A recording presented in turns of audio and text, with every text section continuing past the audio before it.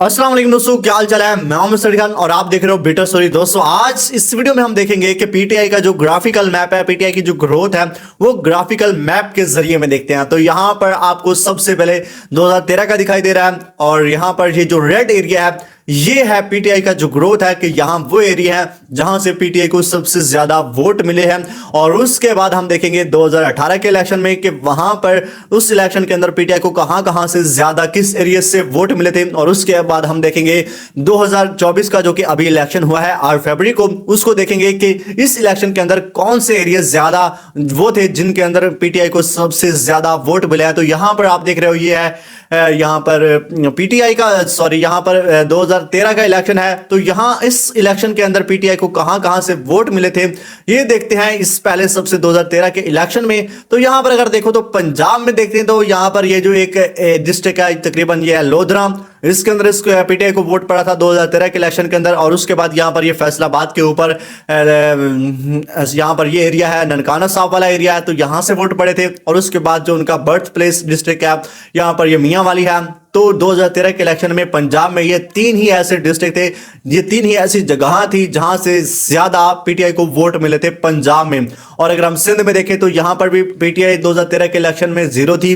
और उसके बाद 2000 मतलब यहां पर बलोचिस्तान में देखें तो यहां पर भी पीटीआई जो थी वो बिल्कुल 0 थी। और उसके बाद जो ज्यादा वोट मिले थे पीटीआई को 2013 के इलेक्शन के अंदर वो थे यहां पर केपी के अंदर। तो केपी के अंदर उसको बहुत ज्यादा एरिया दिखाई दे रहा है रेड एरिया। तो यहां पर ये मियां वाली के ऊपर यहाँ पर लकी मरवत, बन्नू, मर्दान, उसके ऊपर पिशावर, चार सद्दा, उसके बाद यहाँ पर आता है एबटाबाद, उसके बाद यहाँ पर हरिपुर और यहाँ पर ये ऊपर आता है स्वात और यहाँ पर ये ऊपर चित्राल आता है। लेकिन यहाँ पर कोई वोट नहीं पड़ा था इमरान खान को 2013 के इलेक्शन में। तो ये तो थी graphical map of PTI growth rate 2013 के इलेक्शन की। और अभी मैं आपको दिखाता हूँ 2018 के जो इलेक्शन हुआ था उसमें पीटीआई को ज्यादा वोट किस एरिया के अंदर पड़ा था और कौन कौन से वो एरियाज थे।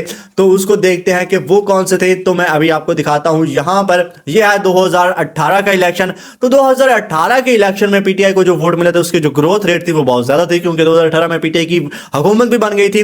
और यहां पर अगर देखो तो कराची के भी यहां पर इस एरिया के अंदर भी सिंध के अंदर भी काफी वोट पड़े थे यहां पर इस एरिया के अंदर। और उसके बाद यहां पर भी ये जो एरियाज आते हैं ये डिस्ट्रिक्ट है यहां पर बलोचिस्तान में इतना ज्यादा नहीं था, सिर्फ थोड़ा सा इधर सिंध में थोड़ा सा ज्यादा था। और उसके बाद पंजाब में बहुत सारे डिस्ट्रिक्ट यहाँ पर आ गए थे। यहाँ पर ये लोधरा है, यहाँ पर भावलपुर में तो वैसे भी नहीं आता। यहाँ पर ऊपर आता है जंग, यहाँ पर सरगोदा, चनियोट, फैसलाबाद। यहाँ पर जो फैसलाबाद में 2018 के इलेक्शन में पीटीआई को जो वोट नहीं पड़े थे ये आप देख लीजिएगा। 2013 के इलेक्शन में भी नहीं पड़े थे, 2018 के इलेक्शन में भी नहीं पड़े थे। ये आपने याद रखना है क्योंकि अभी हम जब 2024 का देखेंगे तो उस वक्त आपको ये डिस्ट्रिक्ट याद रखने हैं। तो यहाँ पर सरगोदा में भी मिले थे, यहाँ पर ऊपर मिले थे और उसके बाद यहाँ पर इससे ये सारे डिस्ट्रिक्ट आते हैं इनमें मिले थे और यहाँ पर मियां वाली में।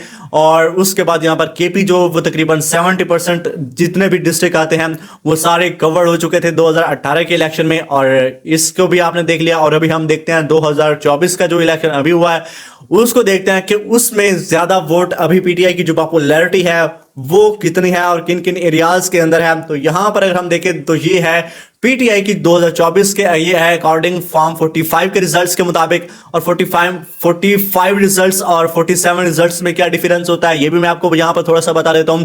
तो देखो जो 45 रिजल्ट्स 45 फॉर्म है ये वो होता है जो आपके पोलिंग स्टेशन पर जहां पर आपने वोट दिया था वहां पर जो प्रिजाइडिंग ऑफिसर बैठा होता है वो जब आप वोट देकर के चले जाते हो, जब 5 बजे के बाद वोट पोलिंग स्टेशन बंद हुआ था तो उस वक्त वो एक कागज के ऊपर वहां के जितने भी कैंडिडेट्स को वोट पड़े होते हैं उनको काउंट करता है और उनको एक कागज पर लिख लेता है। तो उस कागज को कहते हैं फॉर्म 45। यानी वहां पर यह बताया जाता है कि इस पोलिंग स्टेशन के अंदर फलां कैंडिडेट को कितने वोट पड़े हैं, फलां कैंडिडेट को कितने वोट पड़े हैं और कौन सा कैंडिडेट इस पोलिंग स्टेशन से विन कर रहा है। तो वो सारे उस पेज के ऊपर सारी डिटेल होती है। तो उसको कहते हैं फॉर्म 45 जो कि आपके पोलिंग स्टेशन से प्रिजाइडिंग ऑफिसर लिखते हैं। और उसके बाद वो 45 जो फॉर्म होता है वो प्रिजाइडिंग ऑफिसर लेकर के जाता है आरओ के दफ्तर के अंदर जो कि आपके वहीं डिस्ट्रिक्ट लेवल पर बैठा होता है, किसी भी कॉलेज के अंदर बैठा हुआ होगा या फिर किसी भी स्कूल इसके अंदर बैठा हुआ होगा। तो वो जो प्रिजाइडिंग ऑफिसर है वो वाला वो फॉर्म 45 लेकर के आरओ के दफ्तर में जाता है। वहां पर जितने भी उस डिस्ट्रिक्ट के अंदर जितने भी पोलिंग स्टेशन होते हैं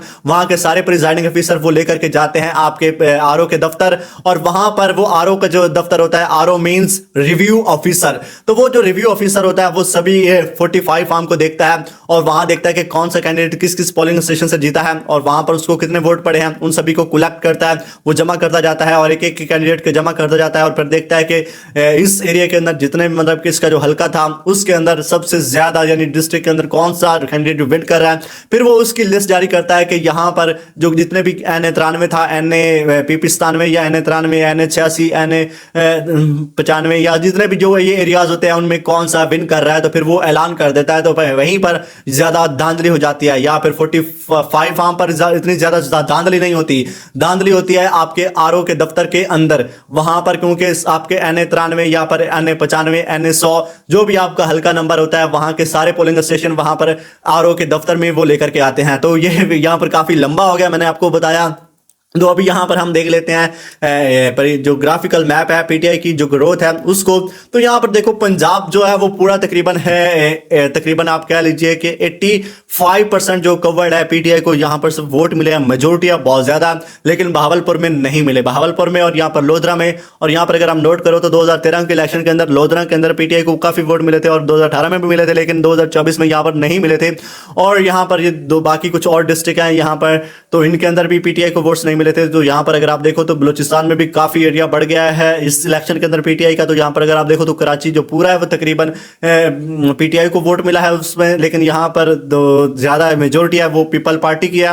और उसके बाद केपी के अंदर तो तकरीबन टोटल केपी जो है वो इस वक्त क्योंकि 90 सीट विन की है यहाँ पर पीटीआई ने। उसके बाद जो बहुत कम है, नून लीग तो है ही नहीं ना, उसके बाद जो बाकी पार्टीज आती हैं उन्होंने यहाँ पर विन करी हैं।